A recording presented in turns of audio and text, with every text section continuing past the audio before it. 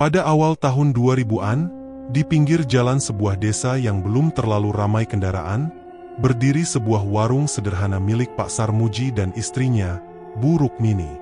Warung itu dikenal dengan nama Soto Babat Sarmuji. Bangunannya hanya berdinding papan dengan atap genting tua. Di dalamnya terdapat 3 meja panjang, beberapa bangku kayu, serta sebuah radio kecil yang hampir setiap hari memutar lagu-lagu dari stasiun lokal. Setiap pagi sebelum matahari terbit, Bu Rukmini sudah berada di dapur untuk menyiapkan bumbu. Sementara itu, Sarmuji pergi ke pasar membeli daging dan babat dari pemasok langganannya. Mereka telah menjalani rutinitas tersebut selama bertahun-tahun. Namun beberapa bulan terakhir, keadaan warung semakin sepi. Pada siang hari yang biasanya menjadi waktu paling ramai, hanya 2 atau 3 pelanggan yang datang. Bahkan pernah sehari penuh mereka hanya menjual 7 mangkuk soto. Sore itu, Sarmuji duduk di bangku depan sambil menghitung uang hasil penjualan. "Cuma segini lagi," gumamnya. Bu Rukmini yang sedang mencuci mangkuk menoleh. "Besok kita belanja secukupnya saja. Jangan terlalu banyak ambil babat." Sarmuji mengembuskan napas panjang. Masalahnya bukan sekadar dagangan yang tidak habis. Utangnya kepada pemasok daging sudah menumpuk. Beberapa kali pemasok itu datang menagih, sementara uang hasil penjualan hanya cukup untuk kebutuhan sehari-hari. Hari demi hari, tekanan itu membuat Sarmuji berubah. Ia menjadi lebih pendiam dan mudah marah. Setiap melihat warung lain dipenuhi pelanggan, dadanya terasa panas. Suatu malam, seorang pelanggan lama bernama Pak Waskita datang ketika warung hampir tutup. Setelah menghabiskan semangkuk soto, lelaki itu memperhatikan wajah Sarmuji yang murung. "Usaha sedang sepi?" tanyanya. Sarmuji tersenyum hambar. "Sudah beberapa bulan." Pak Waskita mendekat dan menurunkan suaranya. "Kalau benar-benar terdesak, ada orang di daerah Gunung Kawi yang katanya bisa membantu usaha." Sarmuji terdiam. Ia tahu maksud perkataan itu. Malam berikutnya, tanpa sepengetahuan Bu Rukmini, Sarmuji pergi dengan alasan mencari pemasok daging baru. Setelah perjalanan panjang, ia tiba di sebuah rumah terpencil di kawasan Gunung Kawi. Di sanalah ia bertemu Mbah Kertawana. Dukun tua itu bertubuh kurus dengan rambut putih panjang. Ruangan tempat mereka berbicara dipenuhi aroma kemenyan yang membuat Sarmuji merasa sesak. "Kau ingin daganganmu ramai," kata Mbah Kertawana. Sarmuji mengangguk. "Aku hanya ingin menyelamatkan usaha saya." Mbah Kertawana tersenyum tipis. "Semua pertolongan memiliki harga." Sarmuji diberi beberapa pantangan. Ia harus menyediakan sesajen pada malam tertentu dan tidak boleh menceritakan perjanjian itu kepada siapapun. Sebelum Sarmuji pulang, Mbah Kertawana memberikan satu peringatan. Kelak akan ada permintaan yang lebih besar. "Permintaan apa?"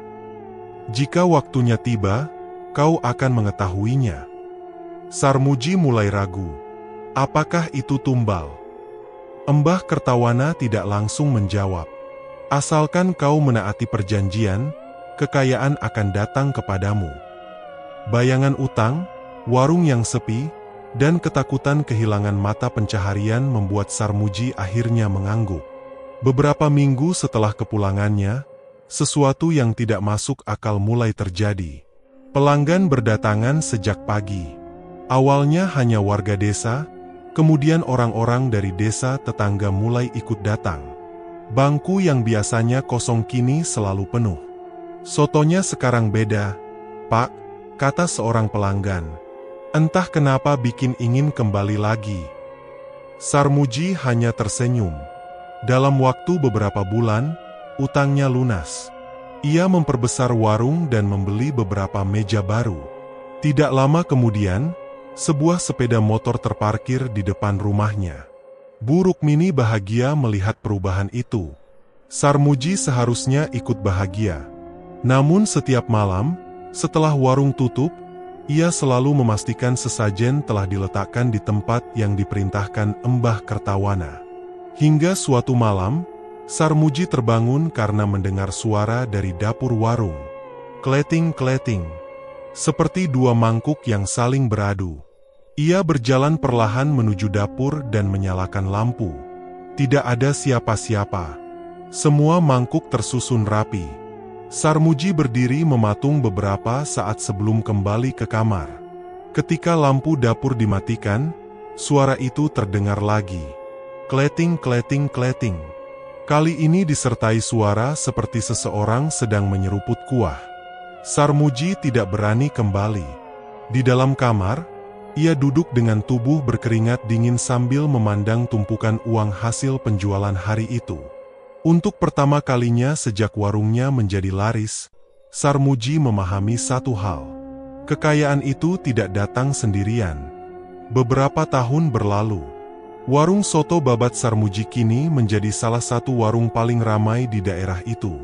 Bangunan papan yang dahulu sempit telah berubah menjadi warung permanen dengan lantai keramik dan belasan meja. Setiap jam makan siang, sepeda motor berjejer di halaman. Kehidupan Sarmuji dan Bu Rukmini ikut berubah. Mereka tidak lagi menghitung uang receh untuk membeli bahan dagangan. Namun di balik kehidupan yang semakin berkecukupan, Sarmuji justru tidak pernah benar-benar merasa tenang. Ia semakin takut kehilangan semua yang telah diperolehnya. Gangguan di warung juga semakin sering terjadi. Suatu malam, Bu Rukmini sedang membereskan meja ketika melihat sesosok bayangan hitam berdiri di dekat pintu dapur. "Pak," panggilnya. Bayangan itu tidak bergerak. Ketika Bu Rukmini mendekat, sosok tersebut tiba-tiba menghilang. Sarmuji yang mendengar cerita istrinya hanya menjawab singkat, "Mungkin bayangan pohon." Pohon mana yang bayangannya bisa berdiri di dalam warung? Sarmuji tidak menjawab. Para pegawai juga mulai mengalami kejadian aneh. Seorang pegawai bernama Darmina pernah mendengar suara seseorang mengunyah dari ruang penyimpanan.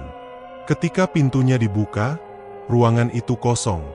Anehnya, setiap kali gangguan tersebut muncul, warung selalu menjadi jauh lebih ramai pada hari berikutnya. Sarmuji memahami hubungan itu. Suatu malam, ketika sedang menghitung uang hasil penjualan, ia mencium aroma kemenyan yang sangat kuat. Padahal tidak ada sesajen yang sedang dibakar. Kemudian terdengar 3 ketukan dari pintu belakang. Tok, tok, tok. Sarmuji membuka pintu. Tidak ada siapa-siapa. Namun di lantai terdapat bunga kantil yang masih segar. Wajah Sarmuji langsung pucat. Ia tahu itu adalah panggilan. 2 hari kemudian, Sarmuji kembali menuju Gunung Kawi. Rumah Embah Kertawana masih berdiri di tempat yang sama. Dukun tua itu seolah tidak bertambah tua sedikit pun. "Waktumu sudah tiba," katanya. Sarmuji duduk dengan gelisah. "Maksud Embah? Perjanjian awal telah selesai. Jika kau ingin kekayaanmu tetap bertahan, harus ada pembayaran berikutnya." Sarmuji menelan ludah. "Berapa uang yang harus saya bawa?" Embah Kertawana tersenyum tipis. "Bukan uang." Ruangan mendadak terasa lebih dingin. "Seorang gadis muda," lanjutnya, "lahir pada Jumat Kliwon." Sarmuji langsung berdiri. "Tidak. Saya tidak pernah setuju membunuh orang. Kau sudah diperingatkan sejak awal. Saya kira tumbalnya hewan atau benda berharga. Dunia yang memberimu kekayaan tidak membutuhkan uangmu." Sarmuji ingin pergi, tetapi suara Embah Kertawana menghentikannya. "Jika kau memutuskan perjanjian sekarang, semua yang kau dapatkan akan diambil kembali. Bukan hanya warungmu." Sarmuji menoleh. "Lalu apa?" "Kesehatanmu, keluargamu, mungkin nyawamu." Sepanjang perjalanan pulang, perkataan itu terus terngiang di kepalanya.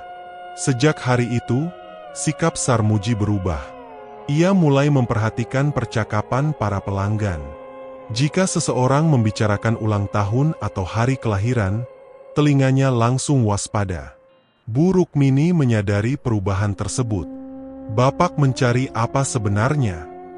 Tidak mencari apa-apa. Sejak pulang beberapa hari lalu, Bapak seperti orang ketakutan. Sarmuji berdiri. Sudahlah, urus saja warung. Bu Rukmini terdiam. Ia semakin yakin bahwa suaminya menyembunyikan sesuatu. Beberapa minggu berlalu tanpa hasil. Hingga suatu sore, seorang gadis muda datang ke warung. Namanya Nareswari. Ia membawa rantang dan memesan 2 porsi bakso untuk ibunya. Ketika menunggu pesanannya selesai, seorang tetangga yang mengenalnya menyapa. "Sebentar lagi ulang tahunmu, ya, Nares?" Nareswari tersenyum. "Iya, Bu." Tetangga itu tertawa kecil. "Ibumu dulu melahirkan kamu pas malam Jumat Kliwon.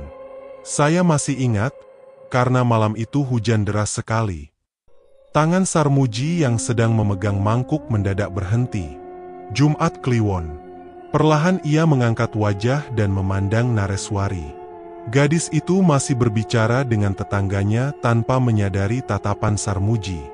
Untuk beberapa saat, suara pelanggan di dalam warung seolah menghilang dari pendengarannya. Di tengah keramaian itu, hanya satu kalimat yang terus berputar di kepala Sarmuji. Gadis muda yang lahir pada Jumat Kliwon. Setelah berminggu-minggu mencari, syarat yang diminta Mbah Kertawana akhirnya muncul tepat di hadapannya. Dan untuk pertama kalinya, Sarmuji merasa bahwa tumbal itu telah datang sendiri ke warungnya. Sejak mendengar hari kelahiran Nareswari, Sarmuji mulai mencari informasi tentang gadis itu secara diam-diam. Ia tidak bertanya secara langsung karena takut menimbulkan kecurigaan. Dari percakapan para pelanggan, ia mengetahui bahwa Nareswari tinggal bersama ibunya dan kakeknya di sebuah rumah sederhana di ujung desa. Nareswari dikenal sebagai gadis yang rajin. Hampir setiap pagi ia membantu ibunya berbelanja ke pasar dan mengurus pekerjaan rumah. Tidak ada sesuatu yang istimewa dalam kehidupan gadis itu. Hal tersebut justru membuat Sarmuji merasa semakin bersalah. Beberapa hari kemudian, Nareswari kembali datang ke warung. "Bakso 2 bungkus, Pak." Sarmuji segera berdiri. "Untuk ibumu."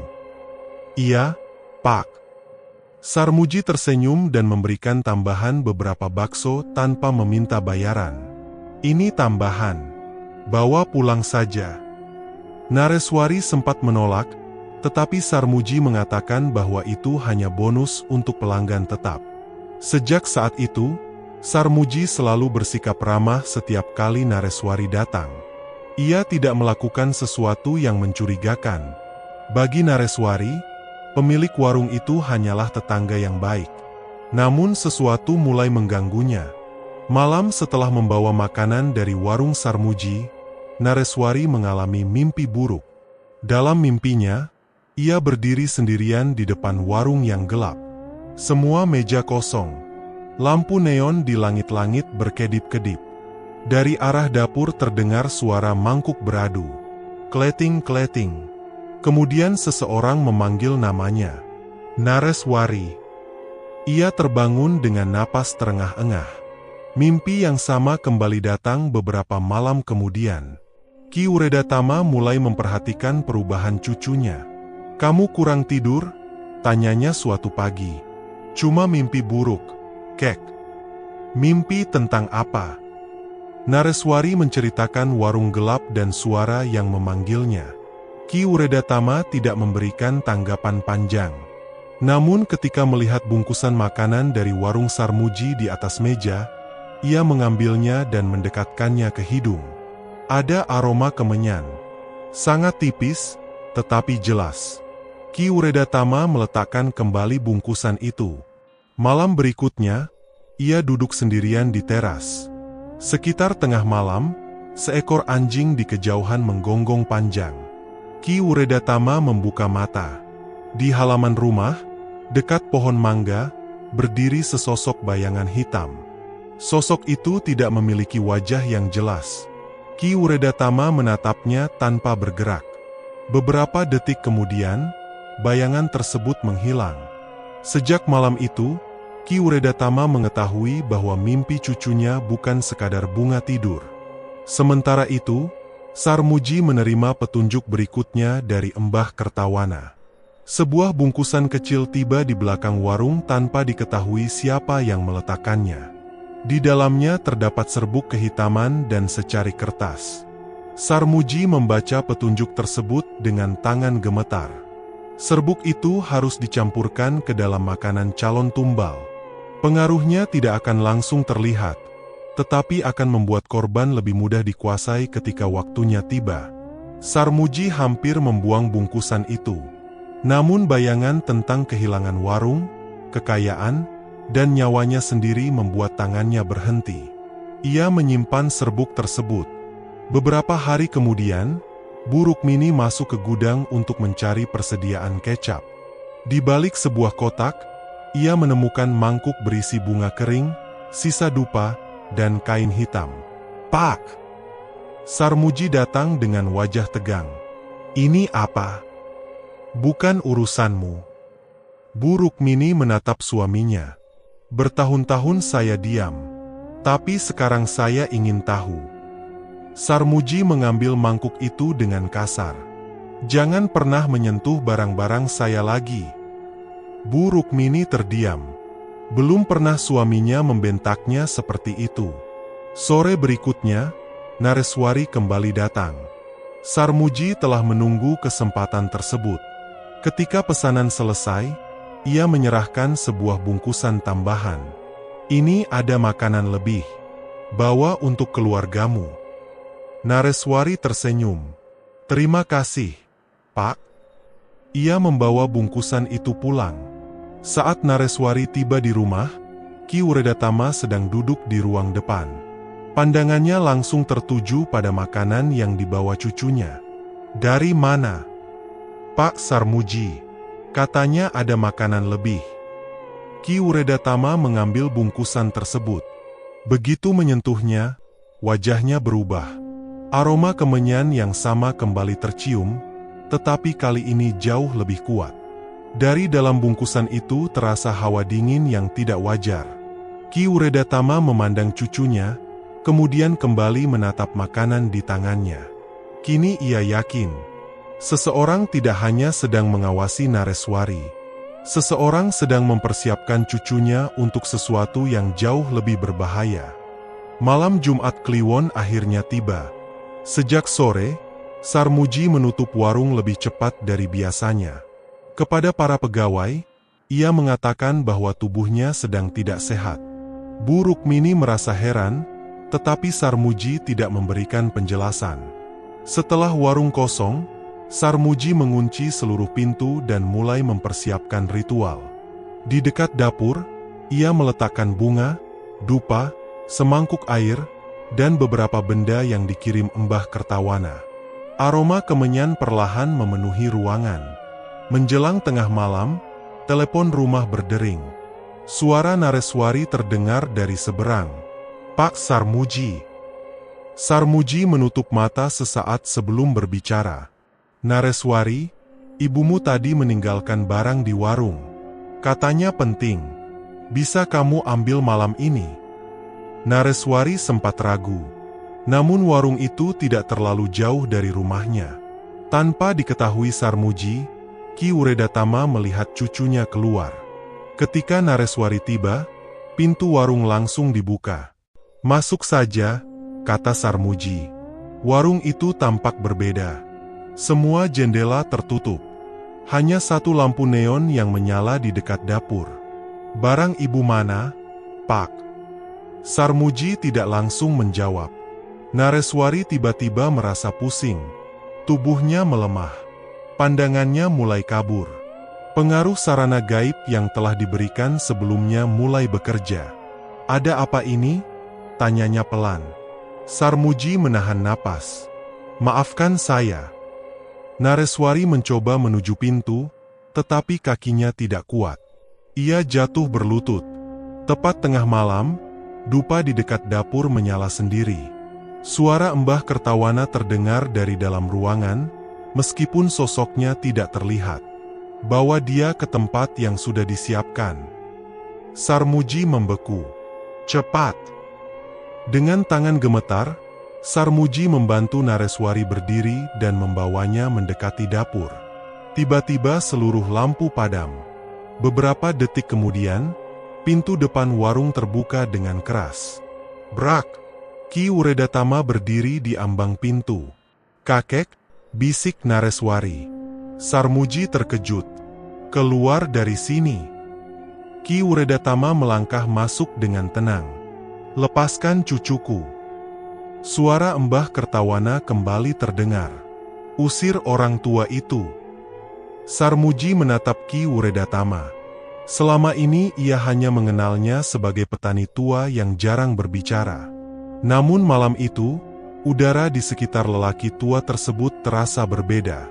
Ki Wuredatama menghentakkan tongkat kayunya ke lantai. Dalam sekejap, semua dupa padam. Jeritan panjang terdengar dari arah dapur. Lampu neon pecah. Meja dan kursi bergeser sendiri. Dari sudut-sudut warung muncul bayangan hitam dengan bentuk yang tidak sempurna. Sarmuji mundur ketakutan. Selama bertahun-tahun ia hanya mendengar keberadaan mereka. Kini ia melihatnya. Sosok-sosok itu bergerak menuju Ki Wuredatama. Lelaki tua tersebut mengangkat tangan dan mengucapkan doa dengan suara rendah. Angin kencang berputar di dalam warung. Satu demi satu bayangan hitam terpental. Suara Mbah Kertawana berubah menjadi jeritan kemarahan. Jangan biarkan dia memutus ikatannya. Ki Wuredatama mendekati Nareswari. Di pergelangan tangan gadis itu terlihat bayangan seperti tali hitam. Ki Wuredatama menggenggamnya. Yang bukan milikmu, kembalilah ke tempatmu. Tali hitam itu putus. Nareswari langsung kehilangan kesadaran. Pada saat yang sama, seluruh warung bergetar. Api tiba-tiba muncul dari tempat sesajen. Sarmuji panik. Warung saya. Api merambat dengan cepat menuju dinding dan langit-langit. Bu Rukmini yang melihat kobaran api dari rumah berlari menuju warung. Pak! Keluar! Teriak Ki Wuredatama. Ia mengangkat Nareswari dan membawanya menuju pintu. Bu Rukmini menarik suaminya yang masih berdiri memandangi warungnya. Mereka berhasil keluar beberapa saat sebelum sebagian atap runtuh. Sarmuji jatuh berlutut di halaman. Api membesar, melahap meja, dapur, dan seluruh benda pesugihan yang tersimpan di dalamnya. Di antara suara kayu terbakar, Sarmuji mendengar bisikan Mbah Kertawana. Perjanjianmu gagal. Sarmuji menoleh ke sekeliling. Tidak ada siapa-siapa. Kemudian suara itu terdengar sekali lagi. Mulai sekarang, semua akibatnya kau tanggung sendiri. Di hadapan Sarmuji, warung yang telah memberinya kekayaan selama bertahun-tahun perlahan berubah menjadi puing-puing yang dilalap api. Pagi setelah kebakaran, hanya puing-puing hitam yang tersisa dari warung soto babat Sarmuji. Polisi datang untuk memeriksa lokasi dan menyimpulkan bahwa kebakaran kemungkinan berasal dari dapur. Tidak ada seorang pun yang dapat menjelaskan kejadian sebenarnya. Namun warga memiliki cerita sendiri. Beberapa orang yang tinggal tidak jauh dari warung mengaku mendengar suara jeritan sebelum api membesar. Ada pula yang melihat bayangan-bayangan hitam berlarian di antara kobaran api. Sarmuji memilih diam. Tanpa warung, kehidupannya berubah dengan cepat. Penghasilan yang dahulu mengalir setiap hari berhenti dalam satu malam. Uang simpanannya perlahan habis untuk membayar utang dagang dan kebutuhan hidup. Orang-orang yang dahulu rela mengantre untuk menikmati sotonya mulai mencari warung lain. Namun kehilangan usaha bukanlah akibat terburuk yang diterima Sarmuji. Beberapa minggu setelah kebakaran, kesehatannya mulai menurun. Tubuhnya sering demam tanpa sebab. Ia sulit tidur dan kehilangan nafsu makan. Setiap tengah malam, suara yang sangat dikenalnya kembali terdengar. Kleting-kleting. Suara mangkuk beradu. Sarmuji sering terbangun dan berjalan menuju dapur rumah. Tidak pernah ada apa-apa. Suatu malam, Bu Rukmini akhirnya memaksanya berbicara. "Sekarang katakan semuanya." Sarmuji terdiam lama. Untuk pertama kalinya, ia menceritakan seluruh rahasia yang disimpannya selama bertahun-tahun. Tentang perjalanan ke Gunung Kawi, perjanjian dengan Embah Kertawana, kesuksesan warung, hingga permintaan tumbal. Wajah Bu Rukmini berubah ketika mengetahui Nareswari hampir kehilangan nyawa karena suaminya. "Kita memang pernah miskin, Pak," katanya dengan mata berkaca-kaca. "Tapi dulu kita masih bisa tidur dengan tenang." Sarmuji menundukkan kepala. Tidak ada jawaban yang dapat membenarkan perbuatannya. Sementara itu, Nareswari perlahan pulih. Ia masih mengalami mimpi buruk selama beberapa minggu, tetapi Ki Uredatama selalu berada di dekatnya. Suatu sore, Nareswari bertanya kepada kakeknya, "Kenapa kakek tidak pernah mengatakan kalau kakek bisa menghadapi hal-hal seperti itu?" Ki Uredatama tersenyum tipis. "Kemampuan bukan sesuatu yang harus dipamerkan. Kalau punya kekuatan, kenapa tidak digunakan untuk mendapatkan kehidupan yang lebih mudah?" Ki Uredatama memandang halaman rumah mereka yang sederhana. Karena kekuatan yang digunakan untuk keserakahan akhirnya akan menguasai pemiliknya. Manusia selalu punya pilihan, tetapi setiap pilihan membawa akibat. Beberapa bulan kemudian, Sarmuji mencoba kembali ke Gunung Kawi. Ia ingin menemui Embah Kertawana dan memohon agar semua gangguan dihentikan. Namun ketika tiba di tempat yang dahulu ia kunjungi, rumah itu sudah tidak ada. Yang tersisa hanyalah tanah kosong yang ditumbuhi semak. Sarmuji bertanya kepada seorang warga setempat, "Embah Kertawana tinggal di sekitar sini, bukan?" Warga itu menggeleng. "Tidak pernah ada orang bernama itu di sini." Sarmuji pulang dengan ketakutan yang lebih besar. Kondisi kesehatannya terus memburuk. Ia terpaksa menjual sepeda motor dan berbagai barang yang dahulu dibeli ketika warungnya berjaya. Rumahnya pun kembali sederhana. Bu Rukmini tetap tinggal bersamanya, tetapi hubungan mereka tidak pernah kembali seperti dahulu. Sarmuji akhirnya memahami bahwa yang paling mahal dari perjanjian itu bukanlah warung atau uangnya, melainkan kepercayaan orang-orang yang menyayanginya. Bekas warung dibiarkan kosong. Tidak ada warga yang berani membangun usaha di atas tanah tersebut. Pada malam-malam tertentu, orang yang melewati jalan itu mengaku mencium aroma kuah soto yang kuat. Kemudian terdengar suara dari balik puing-puing. Kleting-kleting. Seperti mangkuk dan sendok yang digunakan oleh pelanggan yang tidak terlihat. Setiap kali mendengar cerita itu, Sarmuji hanya menundukkan kepala. Dahulu ia mengira kemiskinan adalah hal paling menakutkan dalam hidupnya. Kini ia memahami bahwa ada sesuatu yang jauh lebih buruk. Hidup dengan akibat dari pilihan yang dibuat karena keserakahan. Kesulitan memang dapat membuat manusia mencari jalan pintas. Namun kekayaan yang diperoleh dengan mengorbankan orang lain tidak pernah benar-benar menjadi miliknya. Sebab setiap jalan pintas memiliki harga. Dan terkadang, harga itu baru diketahui ketika semuanya sudah terlambat. Tamat.